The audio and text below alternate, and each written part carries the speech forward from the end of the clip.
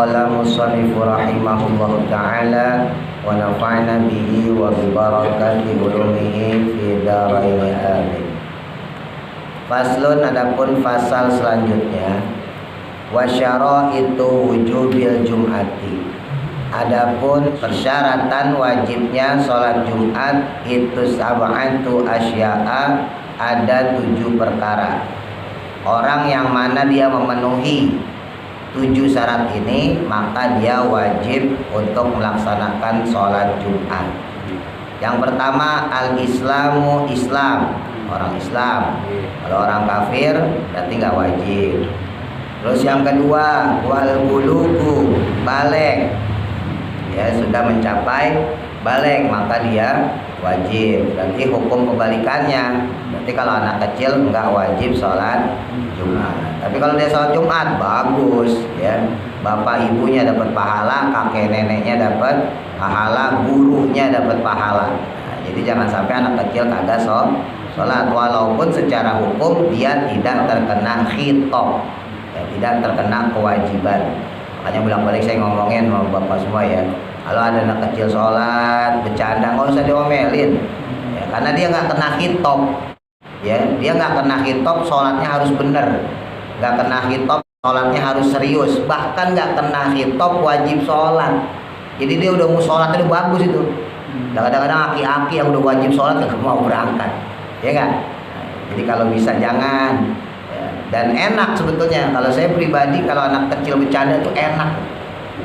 Lagi sholat nih kita, bocah bercanda gitu, enak.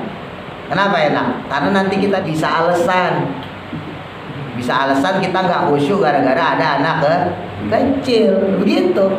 Dan sekarang coba tanya pada diri kita kalau sholat bisa nggak khusyuk dari awal sampai habis? Belum tentu. Belum tentu lagi, kagak. Ayo coba, mudah-mudahan kayak kita, ya kan? Ya paling pas Allah Akbar tok depan itu, ya kan? Allah itu khusyuk dah tuh, udah lumayan lah, ya. Dan itu emang kalau menurut Imam Asy-Syafi'i, ya, khusyuknya orang model kayak kita yang awam, ya udah setar niat sama doa kita tuh, Allahu Akbar kabiro atau Allahumma baini, ya. Itu bisa khusyuk kalau menurut Imam Asy-Syafi'i udah top tuh. Iya. Jadi ya udah, orang-orang kayak kita kan emang nggak mampu khusyuk sampai habis, ya. Jangankan kita, kelas Sayyidina Ali karramallahu wajhah. Ali itu sahabat yang dalam ilmu paling mumpuni, ya, Bang. Sahabat yang lain pinter, Abu Bakar pinter, Umar pinter, Utsman, cuman kalau gudangnya ilmu ya Sayyidina Ali, ya. Jadi kalau kata Nabi, ana Madinatul ilmi, kata Nabi, saya itu adalah kotanya ilmu, wa aliyun babuha, dan Sayyidina Ali adalah pintu gerbangnya, ya. Faman aradal Madinah, maka siapa orang yang dia pengen datang ke kota, maksudnya kota ilmu, falyatiha min babiha, maka datengin pintunya, maksudnya datengin Sayyidina Ali. Makanya ketika Rasulullah wafat, banyak sahabat-sahabat belajar sama Sayyidina Ali. Itu Sayyidina Ali, Pak, pernah dites sama Nabi, ayo Ali, sholat kamu, gak usah banyak-banyak, 2 rakaat, sholat sunnah, ya. Kalau bisa khusyuk, saya kasih sorban. Ditaruh sama Rasul, ya, 2 sorban, yang satu putih, yang satu hijau. Sholat kamu bisa khusyuk, silakan mau pilih yang hijau apa yang putih. Sholat sinari, Allahu Akbar, dilihatin Rasulullah. Sampai kemudian assalamualaikum, ditanya sama Rasulullah, sorban mana yang kamu pilih? Hijau ya Rasul. Wah, langsung hijau ya. Berarti kamu sholat kagak khusyuk. Dari tadi mikirin nih sorban mana yang aku pilih nih, gitu. Itu kelasnya Sayyidina Ali, apalagi Sayyidina Bianto, Sayyidina Alek, ya agak dapat. Ya mudah-mudahan kayak kita, ya. Sayyidina Ali, Pak, kelasnya. Makanya kita Imam Syafi'i, orang kalau udah bisa Allahu Akbar teng langsung, ya, Allahu Akbar kabiro atau Allahumma baini minal khotoya, seterusnya tuh. Itu orang udah bisa kayak gitu, udah top, udah tuh orang awam. Makanya kalau ada anak kecil, nah, kan kita jadi kagak khusyuk tuh, Pak. Yeah. Ya, itu malah enak. Nanti ketika kita diadilin sama Allah, kenapa kamu sholat gak khusyuk? Bisa buat alasan. Ya wajar, ya Allah. Nih, waktu lagi sholat ada anak bocah, ada anak kecil bercanda, gimana bisa khusyuk? Orang gak ada anak kecil aja saya gak bisa khusyuk, apalagi ada anak kecil. Jadi kesempatan kita Dan anak kecil nggak dihitung, jadi anak kecil nggak bakal disalahin. Ya, anak kecil ketika bikin kita nggak khusyuk ya, dia nggak bakal ditanyain. Yang ditanyain siapa? Ditanyain bapaknya. Makanya hati-hati juga punya anak ke musola, bapaknya kagak ke musola, hati-hati itu. Ditanyain sama Allah. Nah, iya, karena si anak kecil nggak dihitung masalahnya, dia nggak dihukumin. Ya, maka ketika kita disidang sama Allah, kita bisa alasan. Ya Allah, saya nggak bisa khusyuk karena ada anak kecil yang bercanda, ada anak kecil yang teriak-teriak, ada anak kecil yang lari-larian. Kitanya aman. Kalau manggil anak-anak kecil aja sholat sini. Gak apa-apa, bagus. Rame. Yang sama aja nyari alasan kan. Bagus kalau perlu kasih permen. Iya. Gak apa-apa. Tapi nanti yang ditanya si anak kecil itu bapaknya. Kan anak kecil bercanda itu kan karena nggak ada bapaknya, iya kan? Karena nggak ada ibunya yang sholat. Coba kalau bapak ibunya ikut sholat, sini nih, takut ya sama bapaknya, iya kan? Takut sama ibunya. Anak kecil mah seberani-berani anak kecil pak. Kalau masih kecil ya, masih 5 tahun 6 tahun, itu kan takut sama bapaknya. Beda kita kalau udah gede lagi, udah 2 bewokan, udah 12, udah berani sama bapak ibunya ya. Tapi kalau masih kecil kan, makanya kata Nabi, muru auladakum bisolat fi sab'a sinin. Perintahkan anakmu untuk sholat di usia 7 tahun. Wadribu, lalu pukul. Pukulnya dalam artian bukan pukul nyiksa, bukan, tapi pukul dalam artian ngancem ya. Ada beberapa ulama mengatakan mukulnya pakai kayu siwak, ya, kayu siwak tipis pak, gitu doang. Oh, gitu. Kalau dia tidak sholat fi asri sinin ketika usianya sudah 10 tahun. Jadi emang diperintahin sama Rasulullah, ajarin dia sholat. Walaupun secara hukum, balik lagi ya, secara hukum syariat dia tidak kena khitab kewajiban untuk menunaikan sholat.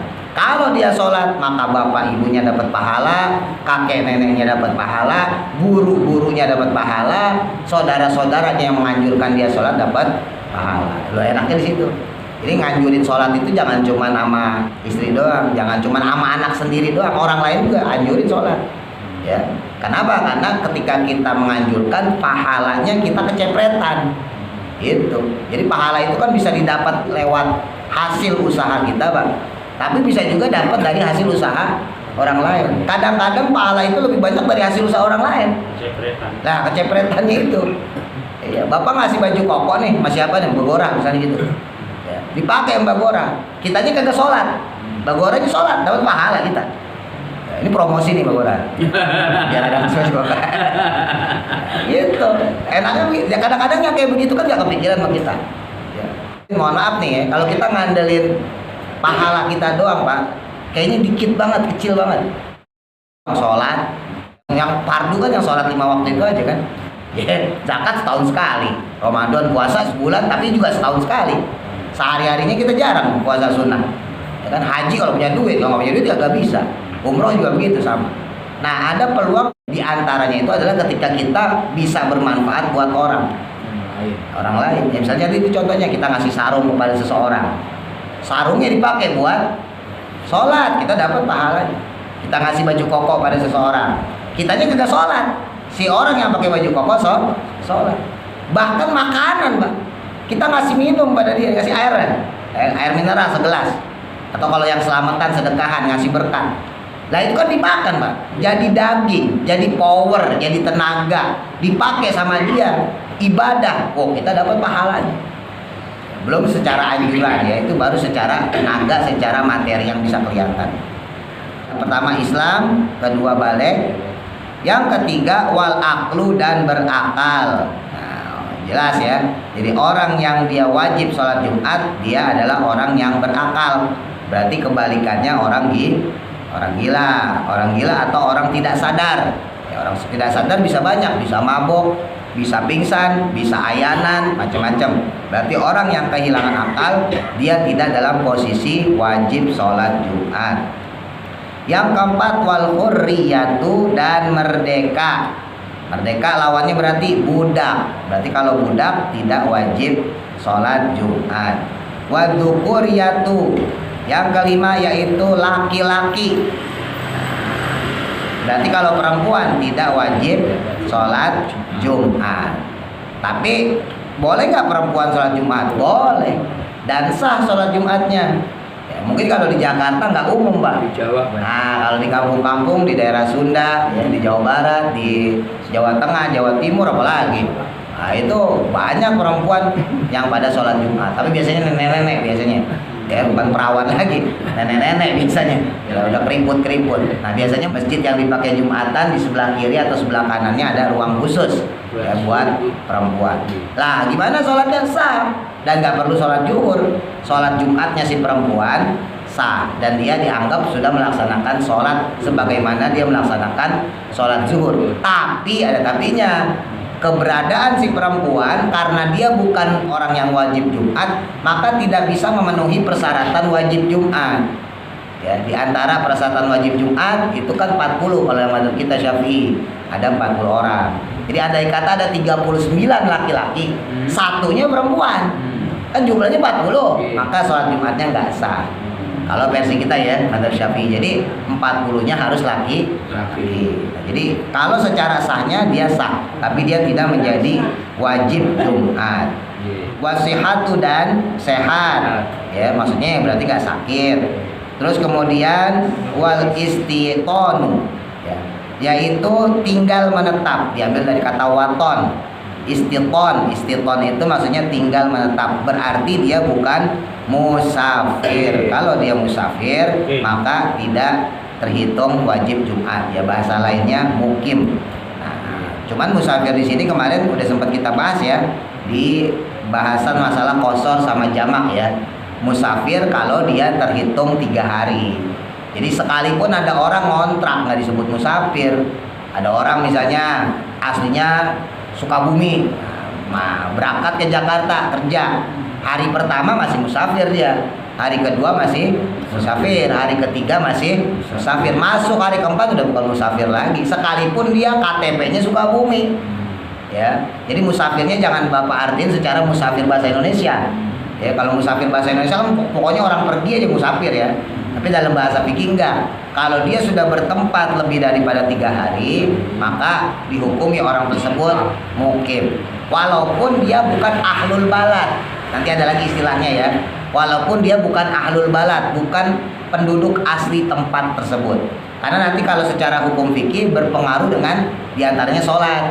Ya misal ya, kebetulan yang datang ini yang dari Sukabumi ini itu orangnya pintar ya fasih. Ya cocok lah buat jadi imam misalnya gitu. Tapi di tempat dia ngontrak itu ada juga yang kayak dia, pintar juga, fasih juga. Mana yang harus didahulukan? Secara hukum fikih ahlul balad, dia yang bertempat di situ, paham ya? Tapi ini nanti pembahasannya lain lagi ceritanya ya. Walaupun kalau secara alimnya sama, secara bacaan fasihnya sama, tapi karena si orang Sukabumi ini dia bukan ahlul balad, bukan penduduk asli situ, walaupun secara status dia bukan musafir, maka si ahlul balad, orang yang bertempat di situ dari dulu atau lebih lama adalah yang lebih berhak menjadi imam. Kalau secara hukum fikih ya. Wasyaro itu fi'liha, dan adapun persyaratan melakukan sholat Jumat. Ya, kalau tadi syarat wajib Jumat, kalau sekarang syarat sahnya Jumat. Itu salah satu ada 3 ya. Yang pertama ayakuna adanya apa al-baladu balad tadi ya, tempat daerah boleh, itu misron perkotaan au qaryatan atau pedesaan. Artinya secara kebalikannya berarti kalau orang tinggal di hutan nggak perlu maksain sholat Jumat. Kalau orang tinggal di padang pasir nggak perlu maksain sholat Jumat. Jadi sholat Jumat itu berlaku kalau dia tinggal di perkotaan, di pedesaan. Karena untuk di perkotaan, di pedesaan nyari orang banyak itu gampang. Ya, nyari untuk yang 40 itu gampang. Pulau gimana? Naik pulau misalnya. Kalau dia masih satu balad nggak ada masalah. Ya, kalau dia terhitung masih satu balad. Memang kalau masalah pulau ini relatif juga ya. Kalau misalnya kayak Jakarta ke Pulau Seribu ya jauh. Tapi kalau di daerah Kalimantan, daerah Sulawesi yang pulaunya kecil-kecil Pak, yang bisa ditempuh pakai speedboat ya. Kadang-kadang kalau lagi air lautnya surut bisa dilewatin kan banyak tuh. Itu masih satu balad. Jadi kalau pulau nggak bisa jadi patokan. Selama dia masih satu balad, satu tempat, wajib bikin sholat Jumat gitu. Tapi kalau misalnya secara umum ya, secara umum seperti itu. Wa ayakuna, nah ini hubungannya yang kedua. Dan keberadaannya al-adadu, jumlah daripada orang tersebut arba'ina 40 min ahlil jum'ati, dari orang yang ahli Jumat. Maksudnya ahli Jumat wajib untuk sholat Jumat.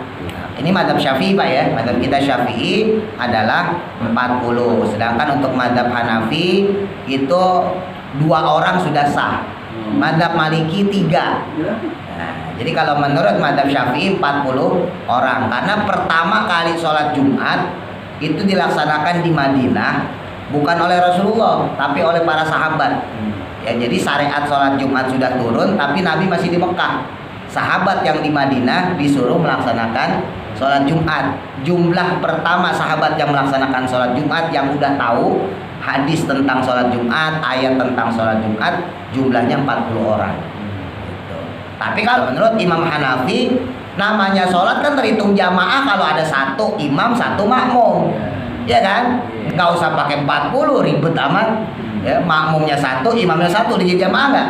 Di jamaah, gitu. Jadi yang satu imam, yang satu makmum secara jamaah dapat Pak, sah, ya kan? Jadi yang satu imam, yang khotib, yang ini, yang makmum juga gitu. Dia makmum, dia bilal, dia azan. Nah, jadi diborong semuanya gitu. Secara hukum sholatnya menurut mazhab Hanafi sah.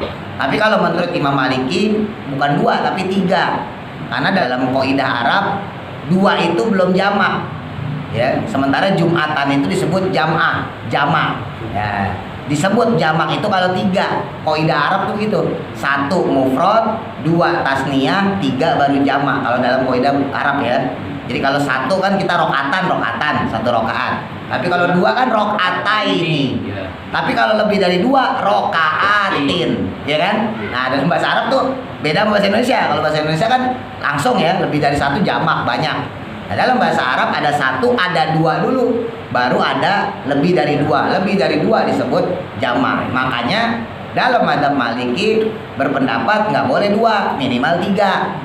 Orang terhitung jamak kalau dia lebih dari 2, 3, 4 dan seterusnya. Tapi mazhab kita mazhab Syafi'i 40. Tapi memang ada beberapa ulama dari kalangan mazhab Syafi'i yang memperbolehkan tidak sampai 40.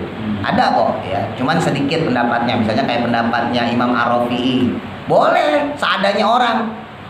Dan itu banyak difatwakan oleh ulama-ulama mazhab Syafi'iyah. Buat siapa? Buat mereka-mereka yang memang terkena khitab Jumat tapi tidak memenuhi adat jumlah bilangan sampai 40. Contohnya siapa? Mereka-mereka yang kerja di perkebunan kelapa sawit, mereka-mereka yang kerja di kapal-kapal tongkang misalnya, daerah-daerah nelayan pesisir. Nah itu nggak ada 40 Pak. Nah dulu saya pernah punya teman juga ya di daerah perkebunan juga. Jadi lucu teman saya nih, dia ngelamar kerja di perkebunan itu buat jadi operator. Jadi operator maksudnya jadi kulinya lah gitu ya. Nah, mandornya ngelihat spesifikasi dia, orang pesantren nih. Orang pesantren ya udah gitu kuliah lagi. Udah kamu jangan kerja. Kamu di sini jadi marbot. Jadi tujuannya niatnya kerja malah dijadiin marbot. Jadi punya bedengnya ada masjidnya, masjid kecil-kecilan tuh namanya masjid tengah hutan. Nah, di situ yang kerja itu kurang lebih ada 30 kakak. Ya, 30 pasang suami istri. Ya, setiap sebulan sekali mereka pulang, dikasih waktu 2 hari. Nah, itu cerita teman saya itu. Masuk hari Jumat, diajaklah sholat zuhur, ayo sholat zuhur. Dan namanya marbot dia punya tanggung jawab maksudnya. Nah, ayo sholat zuhur. Nah, orang-orang pada protes. Lah, hari Jumat masa sholat zuhur? Sholat Jumat lah. Sholat lah gitu. Akhirnya saya kebetulan dikasih tahu sama dia. Nah, dia ini kemudian cerita sama kiai saya. Gimana Pak Kiai? Kata kiai saya, ya nggak apa-apa udah. Untuk sementara kamu 30 orang, karena 30 itu kan sepasang Pak. Suami istri. Kalau secara hukum fikihnya nggak dapat 40, orang cuma 30. Terus kata kiai saya, udah lakuin sholat Jumat. Nanti barangkali perusahaannya besar, mungkin jumlah kakak yang ikut ya, jumlah orang yang ikut nambah jadi 40-50, itu udah terbiasa. Setidaknya kamu mengawali dulu untuk melaksanakan sholat Jumat. Barangkali ntar PT-nya maju, perusahaannya maju, berkembang ya kan. Oh, pegawainya makin banyak ya kan, nggak ke 30 lagi, bisa 40-50. Tapi kalau nggak mulai dari sekarang, kalau kamu nggak sholat Jumat, apalagi sampai nggak sholat, nanti kalau PT-nya berkembang nggak ada lagi yang sholat. Nah, alasan case gitu. Ya udah sejak itu kemudian dia melaksanakan sholat Jumat dengan jumlah 30 orang. Jadi memang ada beberapa pendapat, ada Imam Syafi'i, madhab kita ya, dari pendapatnya Imam Arafi misalnya memperbolehkan kurang dari 40. Tapi kalau secara hukum umum memang dari madhab Syafi'i dihukumi 40 untuk orang yang sholat Jumat. Dan dia pun di sini tadi sebutin ya, dia itu termasuk orang yang ahli Jumat, maksudnya ahlul balad. Nah, sama tuh kayak tadi tuh saya contohin. Jadi ada kata ada 40 orang, yang 39 orang ahli situ, orang tempat situ, yang satunya musafir, maka tidak terhukumi sah Jumatnya. Wa ayakuna, dan adapun yang ketiga, adanya al waktu-waktu yang dilakukan untuk sholat Jumat itu bagian tersisa. Maksudnya tersisa berarti masih ada di dalam waktu zuhur, waktu sholat Jumat. Fa in kharaja, maka jika keluar al waktu tersebut pas kita laksanain sholat kok waktunya habis, sementara kita belum selesai sholatnya, gitu maksudnya. Au udimat, atau tidak adanya asyurutu, yang dipersyaratkan, suliat dilaksanakan sholat tersebut, apanya, zuhron, zuhurnya. Ya sholat Jumat itu nggak mesti harus jam 12 sebetulnya Pak. Pokoknya waktu zuhur ya. Nah, misalnya sekarang zuhurnya kan ada awal ya, jam 12 kurang seperempat ya. Iya, jam 12 kurang seperempat ya, kira-kira. Misalnya asarnya taruh jam 3:05 ya. Ya udah itu waktunya sholat Jumat. Jadi sebetulnya nggak mesti harus jam 12, enggak. Cuma kan umumnya orang, nah gitu. Umumnya orang melaksanakannya pas barengan azan sholat zuhur. Saya punya teman dulu di Tarakan di Kalimantan Utara ya. Kalau dulu masih masuk Kalimantan Timur. Dia itu bilang di sana kan mayoritas itu petani, ya udang macam-macam, pokoknya laut ya. Nah dia bilang di sana itu kalau sholat Jumat dulu orang banyak yang belum punya speedboat Pak. Jadi speedboatnya pinjem gantian dari tempat tambak ke pantainya itu, kan jauh ya jaraknya. Itu dulu tahun 90-an. Itu mereka sholat Jumatnya 1:30 Pak. Sholat Jumatnya 1:30, zuhur pun bahkan 1:30. Bahkan dulu kalau nggak salah di daerah Majalengka dulu ada, sekarang udah enggak ya. Di Majalengka juga ada tuh. Dia sholat Jumatnya jam 1 1:30. Kenapa? Karena lagi-lagi kebiasaan orang. Kalau tadi teman saya cerita yang di Tarakan itu, yang di Kalimantan itu, dia cerita mereka itu baru selesai itu jam 12 sampai jam 1. Ya, ngasih makan, pokoknya beres-beres lah ya. Macam-macam itu baru selesai sampai jam 1. Makanya mereka balik ke rumah dari laut itu kurang lebih 1:30. Makanya azan zuhur di sana itu 1:30, sholat Jumatnya juga 1:30. Kalau di Majalengka dulu guru saya bilang itu juga ada. Kebetulan petani situ istirahatnya itu jam 1, kalau nggak 1:30.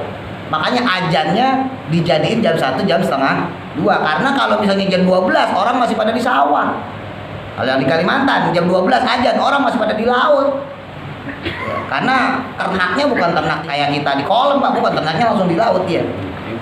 Jadi intinya ketika ada satu adat yang memang nggak bisa mengharuskan jam 12, barangkali gitu ya Bapak main ke satu tempat, satu desa, lah kok Jumatannya jam segini, nggak usah kaget. Selama masih waktu zuhur berarti sholatnya tetap sah. Jadi nggak harus jam 12, nggak harus tank gitu ya.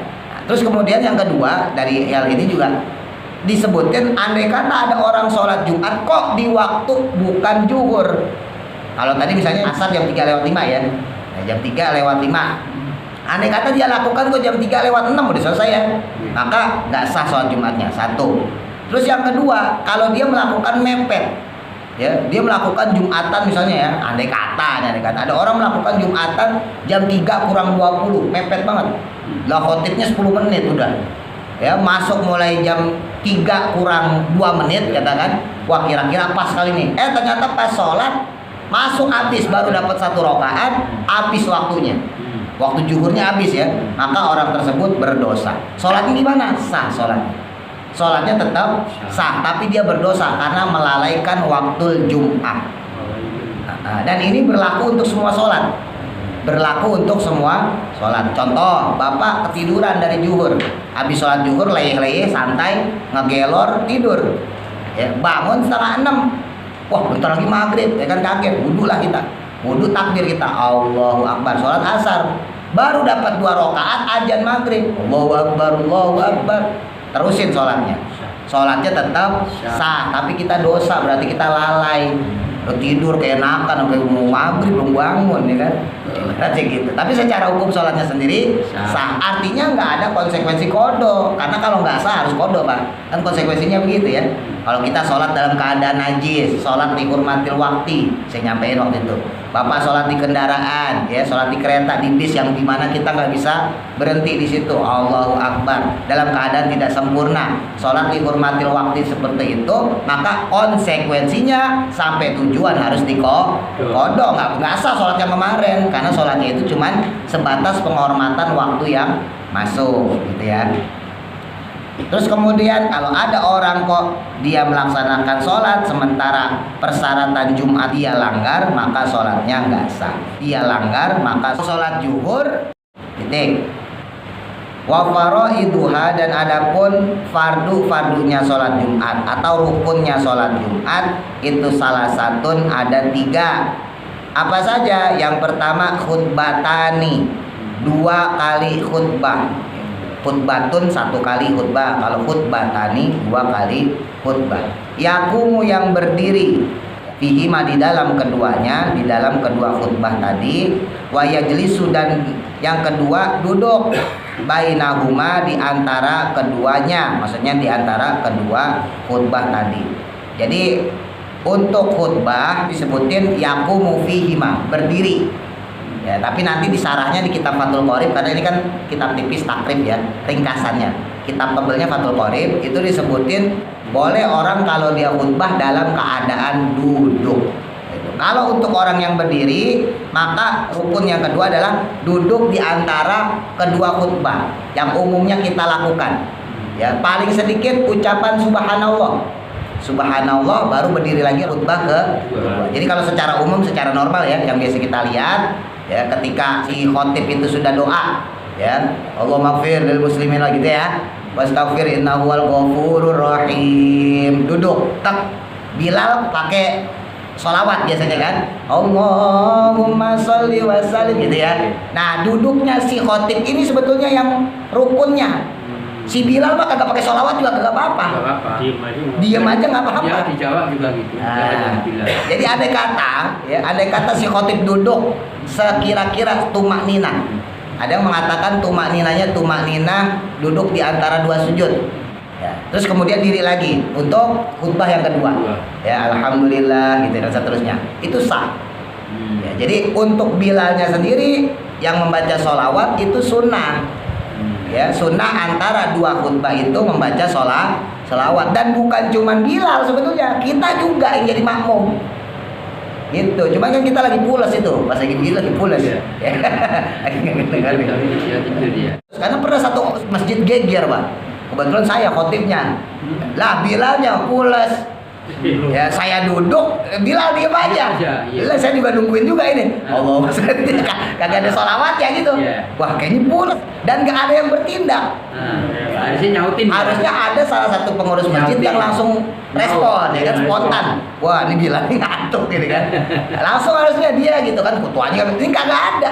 Lah ini kelamaan duduk ini. Ada muadzin, ada Bilal. Lah ini. Nah makanya kemudian saya langsung berdiri. Nah, saya khutbah lagi selesai. Ya namanya jamaah mungkin awam ya Pak ya. Ya mereka ikutin aja udah. Selesai khotib, saya sholat Jumat. Habis sholat Jumat salam-salaman, ada yang nanya, Pak Ustadz itu sah nggak sholat Jumatnya? Lah kenapa nggak sah? Tadi kan si Bilal kagak baca sholawat. Nah saya terangin, rukun khutbah itu kalau buat khotib yang penting duduk. Ya bainal khutbata ini di antara 2 khutbah. Kalau si Bilalnya sendiri kagak ada, cuma tambahan doang. Variasi doang. Nah, sebetulnya yang sholawat itu kita jamaahnya, ya, kitanya sendiri yang disunahkan untuk baca sholawat gitu ya. Jadi kalau untuk normal, sekali lagi ya, secara normal maka khotibnya berdiri, kemudian duduk, lalu berdiri lagi untuk khutbah yang kedua. Tapi andai kata si khotib duduk, itu sah. Jadi barangkali lagi-lagi ini pentingnya ilmu, soalnya kan kadang-kadang ada orang yang terlalu fanatik Pak. Kebetulan khotib pertama bisa berdiri nih. Setar pertama, Assalamualaikum warahmatullahi wabarakatuh. Lalu dia duduk, tak. Kan azan. Ya. Allahu Akbar, Allahu Akbar. Selesai la ilaha illallah. Pinggangnya kumat. Si khotib encok. Lah bisa jadi orang tangganya tinggi banget. Nah, kemudian dia memilih duduk. Alhamdulillah sah. Gak ada masalah. Nah, makanya saya sampaikan ini pentingnya ilmu. Jangan sampai ada kejadian kayak itu terus geger. Gak sah sholatnya, khotibnya kagak berdiri. Ulang khotibnya, khutbahnya. Kagak sah duduk. Lalu bagaimana khotib yang duduk? Memisahkan antara dua khutbah itu.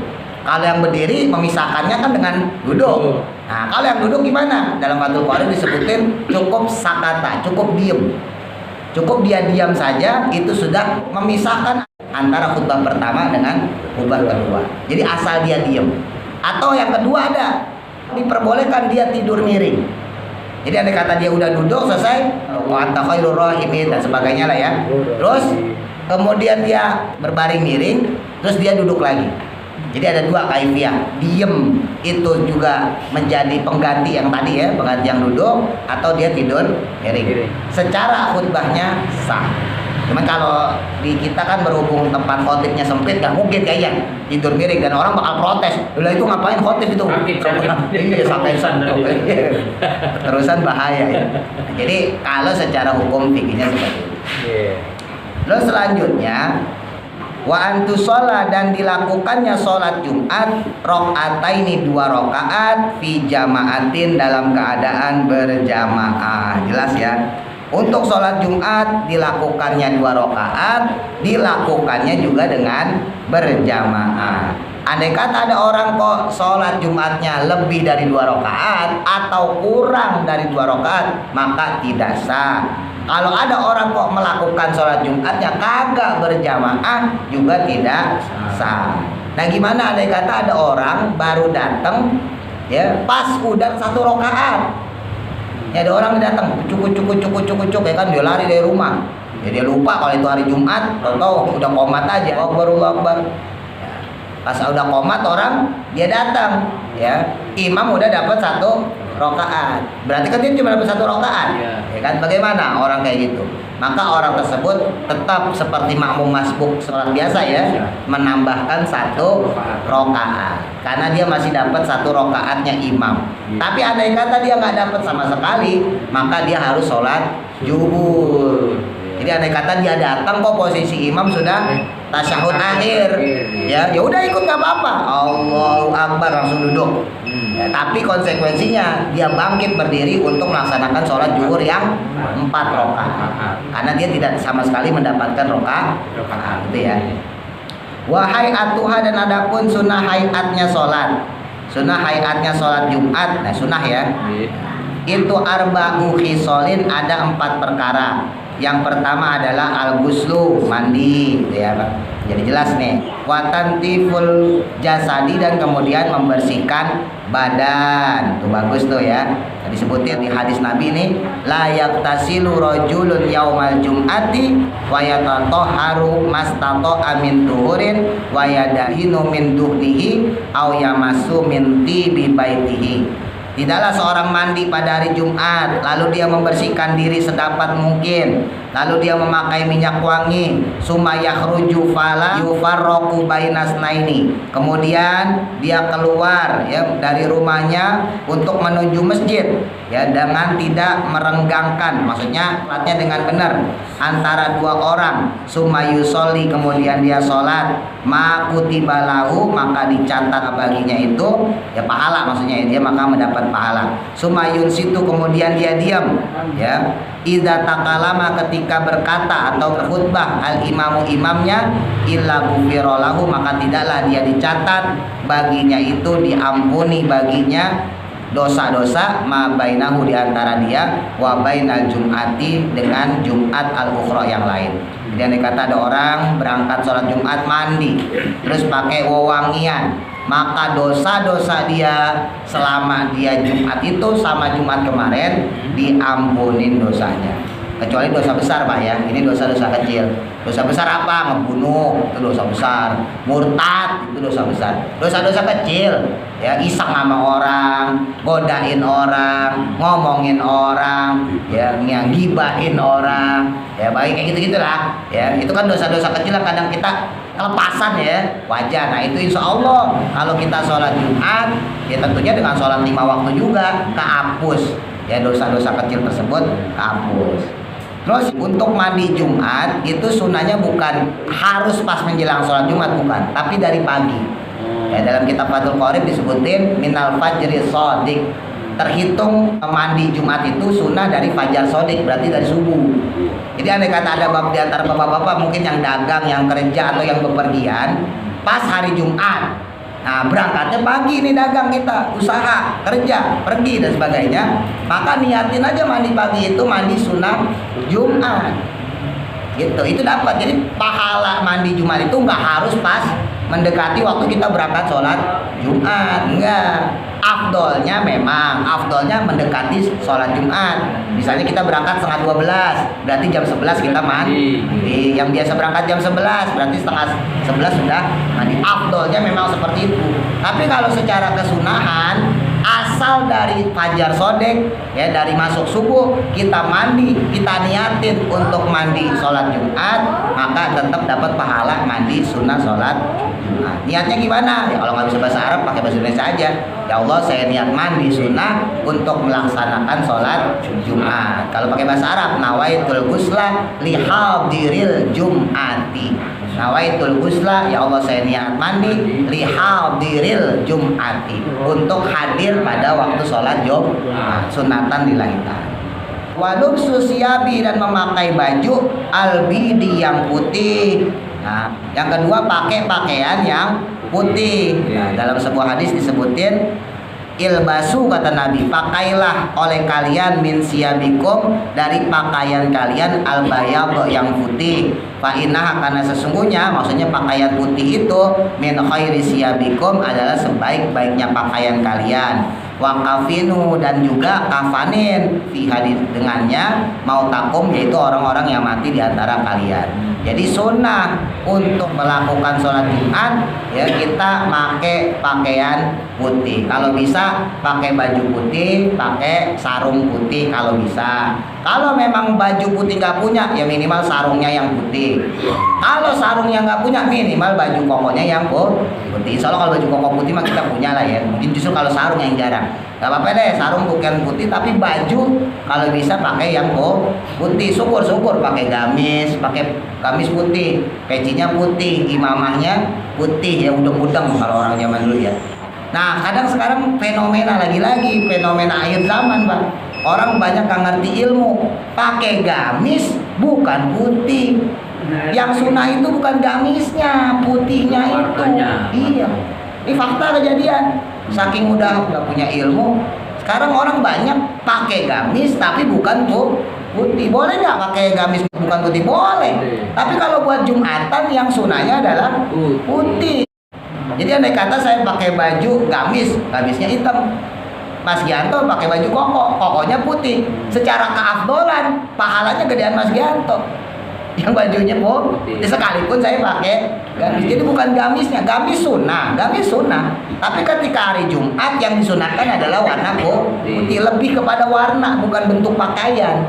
Paham ya? Nah, jadi hati-hati. Orang sekarang banyak banget berangkat Jumatan gamisnya merah, hitam. Ya nggak apa-apa sih, secara sholat Jumat mah sah-sah aja ya. Tapi kan kalau kita tanya kenapa kamu pakai gamis, biasanya orang kayak gitu bakal jawab kan sunnah. Nah itu salahnya di situ. Padahal kalau mau ngikutin sunnah pakainya yang putih. Wa akhdul zufri, dan yang ketiga sunnah daripada melaksanakan sholat Jumat ya sebelumnya itu memotong kuku. Nah potong kuku tuh Pak ya. Waktibu, dan kemudian yang keempat memakai wewangian. Ya intinya jangan bau apek. Wa yustahabu, dan kemudian disunahkan pula apal insotu, menyimak ya, diem fi waktil khutbati, pada waktu khutbah. Nah, gitu. Karena ada hadis yang mengatakan ya idza qulta li sahibika yaumal jum'ati, kalau kamu bilang kepada temanmu itu ansit ya diam, wal imamu, sedangkan imam itu yaktubu, sedang berkhutbah, faqat lagout, maka dihukumi orang tersebut bermain-main. Tapi ini lagi-lagi jangan dipukul rata ya. Madzhab Hanafi, madzhab Maliki sekalipun dia nggak perlu sampai 40, tapi orang yang datang untuk sholat Jumat wajib dengerin dari awal sampai habis.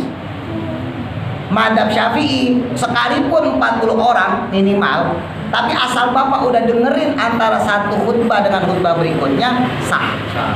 Jadi andai kata nih si muazin udah selesai azan ya, la ilaha illallah, kan khotibnya berdiri, alhamdulillah, kita masih dengar alhamdulillah nahmadu wa nasta'inu wa nastaghfiruh, mulai bawah ya, ngantuk ya kan, alhamdulillah kasiran seterusnya ya, pulas tak kan tadi udah dengerin nih Ya. pas bangun Allahu akbar syahadu an la, bangun komat dapat sah sholat Jumat menurut madzhab Syafi'i, madzhab kita. Tapi kalau madzhab kagak. Makanya orang Arab melihat orang Indonesia bingung, sholat Jumat pada tidur semua. Untung di Arab bahasa Arab ya cepet ya kan khutbah Jumat. Nah kita enggak. Nah jadi kalau untuk mendengarkan Jumat itu enggak wajib full dari awal sampai habis, enggak. Asal dia sudah mendengarkan sebagian kata daripada khutbah Jumat, baik rukun yang pertama, khutbah yang pertama ya, maupun khutbah yang kedua, hukum sholatnya sah. Waman dan siapa orang dakhola yang dia masuk, maksudnya masuk ke masjid, wal imamu dan adapun imam itu yaktubu sedang berkhutbah, sholat maka hendaknya dia sholat rakaataini 2 rakaat, khafifataini dengan cara enteng, summa yajlisu maka kemudian duduk. Nah ini yang perbedaan mazhab lagi. Kalau di mazhab Syafi'i, andai kata kita datang telat, imam sudah alhamdulillah, nah udah khutbah, maka kita tetap disunahkan sholat lihurmatil masjid ya, sholat tahiyatul masjid 2 rakaat, sholat sunnah Jumat 2 rakaat. Ada yang mengatakan sholat sunnah Jumat, ada yang mengatakan sholat tahiyatul masjid, sama aja ya, sebagai bentuk penghormatan kepada masjid kita masuk sholat 2 rakaat, tapi sholatnya yang enteng, yang ringan ya, nggak usah baca doa iftitah, berarti baca Fatihah pakai suratnya yang pendek aja, ina atau ina, dah sama kulku dah tuh. Nah itu mah nggak pakai disuruh juga udah langganan. Ya, apa pakai gitu aja. Jadi sholatnya yang pakai yang enteng. Nah itu sunnah. Karena ada Nabi satu ketika ada sahabat nih Pak, ya, ini Nabi lagi khutbah, alhamdulillah gitu ya. Tiba-tiba ada sahabat datang, cukup ke masjid. Pas mau masuk masjid, baru mau duduk, belum duduk ya. Pas mau duduk, Nabi ngeliat, maka Nabi langsung bilang, tak dulu, kum. Sholu rokaatain, tak dulu, diri, sholat kamu 2 rakaat. Padahal posisi Nabi lagi khotib. Berarti ini menunjukkan dalam adab kita, sekali lagi dalam adab Syafi'i, menunjukkan betapa pentingnya sholat tahiyatul masjid. Makanya sholat tahiyatul masjid menduduki beberapa sholat yang punya fadilah tersendiri. Ya, tapi kalau menurut mazhab lain enggak. Apabila khotib sudah berada di podiumnya ya, sudah di tempat khutbahnya, apalagi sudah menyampaikan khutbah, maka nggak ada lagi kesunahan. Kenapa? Karena mendengarkan khotib wajib, sedangkan sholatnya sunnah. Secara hukum fikih, sholat yang sunnah tadi dikalahkan dengan kewajiban mendengarkan khutbah. Jadi memang ini khilafiyah ulama. Tapi ini secara mazhab saya kasih tahu, secara mazhab kita Syafi'i tetap sunnah sholat 2 rakaat tahiyatul masjid. Kenapa? Karena untuk mendengarkannya ini nggak wajib semua. Kecuali bapak datang pas udah khutbah kedua, udah mau doa, lo mau sholat kagak keburu. Ya, khutbah kedua udah doa Allah fir, lebih muslimin awal muslimat, kita baru datang pakai sejadah, sholat dulu, lah itu geblok bapaknya, kagak keburu ya. Nah, kalau kayak gitu baru posisinya duduk. Tapi intinya memang ini ada khilafiyah, gitu ya. Wallahu a'lam, mudah-mudahan manfaat.